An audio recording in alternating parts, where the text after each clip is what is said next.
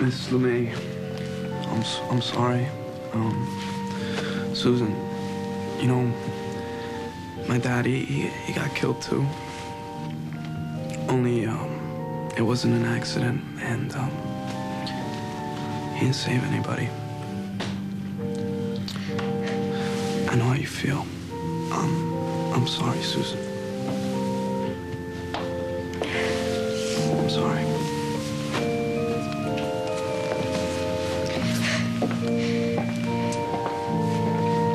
That was really sweet.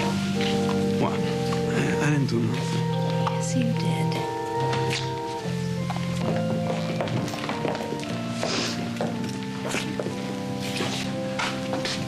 Beth, we both lost a good man. He loved working for you. He loved coming home even more.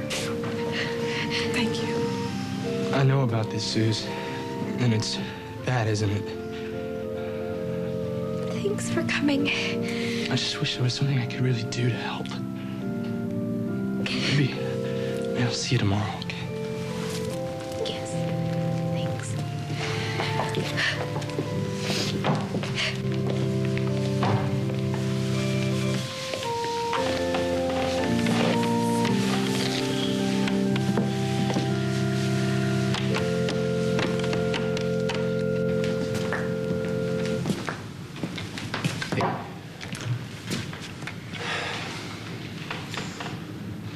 Are you all right?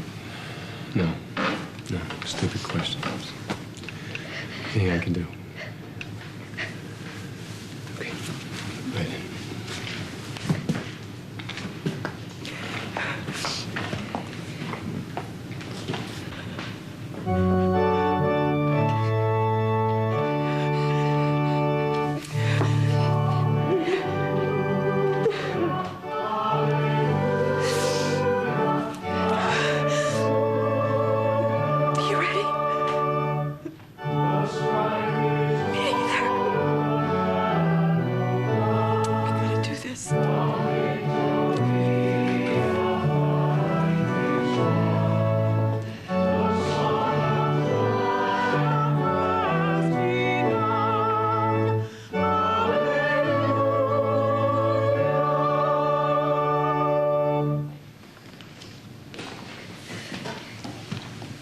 The day before yesterday, we were all gathered in this church to celebrate the birth of a brave and good man. Today, we are gathered here to mourn the passing of another. Our Lord Jesus Christ was born 2,000 years ago. Jim Lemay died 2 days ago. But both men are alike in that they gave their lives for the sake of others. Call it grace or courage. Jim Lemay set aside every instinct of survival, every instinct of self-preservation, and he ran into a burning house to save the lives of 2 children. Now, we all need to think about that for a moment. We need to think about what he faced when he ran into that fire. He couldn't see, couldn't breathe, probably couldn't hear anything over the roar of the fire except the pounding of his own heart. For no doubt he was afraid, as any of us would be. But he didn't turn back. Lizzie and little Jim are alive today because Jim Lemay did not turn back. So it is with both grief and gratitude that we are all gathered here today, in both mourning and in celebration.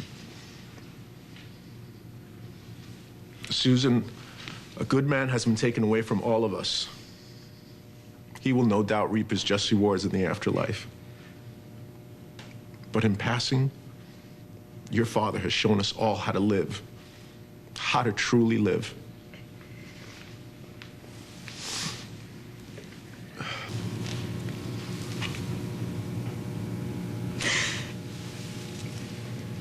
It's so hard for me to believe that when I say his name, he won't answer to it again. And it is so wrong and unfair. I'm sorry. I don't want to start like this. I wanted to begin with his humor and his enthusiasm and his integrity. Jim was a man of his word. He said that he would do anything for me, that he would love my children as his own. And he did. But you see, I think that it was easy for Jim because love wasn't just a word to him, it was the way that he lived his life. And that's what made him go into a burning building to save my children. And now that he's gone, I'm frightened, not about getting by, because I know that I will. But I'm afraid to live life without his clear vision of what is right and wrong, and his unswerving belief that he and I together were right. We didn't have enough time. And I will forever regret all of the things that I never got to learn from him, but I am so thankful for all of the things that he did teach me. Especially for reminding me of what it feels like to be truly loved.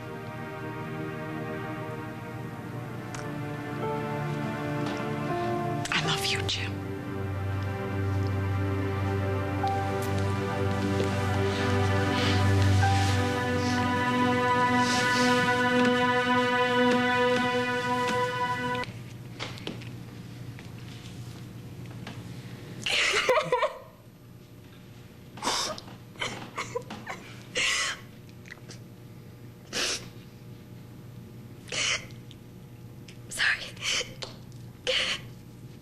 I didn't want to come up here. But, since you guys are crying, I guess it's okay for me to cry. Okay. I just don't think I'm gonna stop.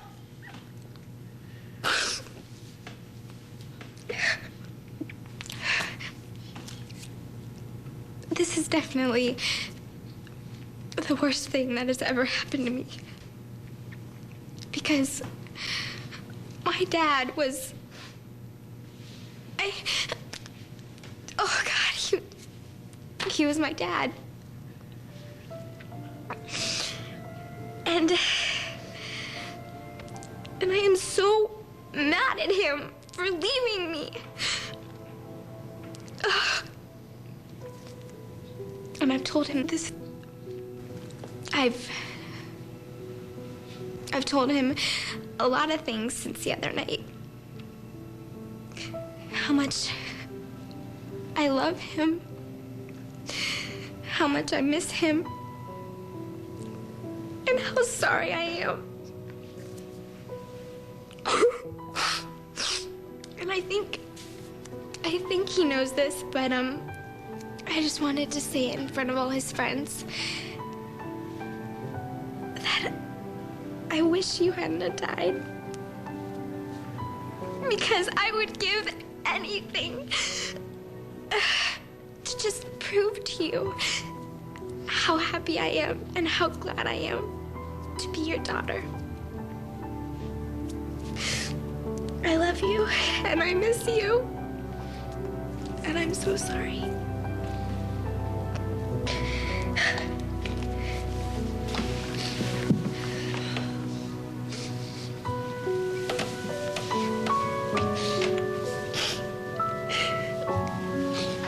You okay?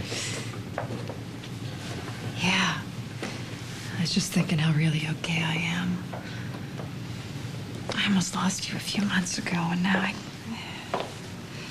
Now we're gonna be getting married. Yeah, I just feel like the luckiest woman in the world. It could have been me walking behind your casket down that aisle, but instead I get to walk alongside you as your bride. And I just feel so blessed. Right. The hell with Jim. Let's roll his casket out of here. We got Mara. a wedding to get ready for. If it was up to me, this wouldn't even be happening. You stop this because right you now. think that you were the perfect match for my dad is so ridiculous. Mara. It's unbelievable. Well, that's your opinion. I Mara, don't think your dad shares what's it. ridiculous is your attitude here. How dare you speak to Olivia like that? I'm being honest. You're being rude. What's going on? It's all right, we can handle it.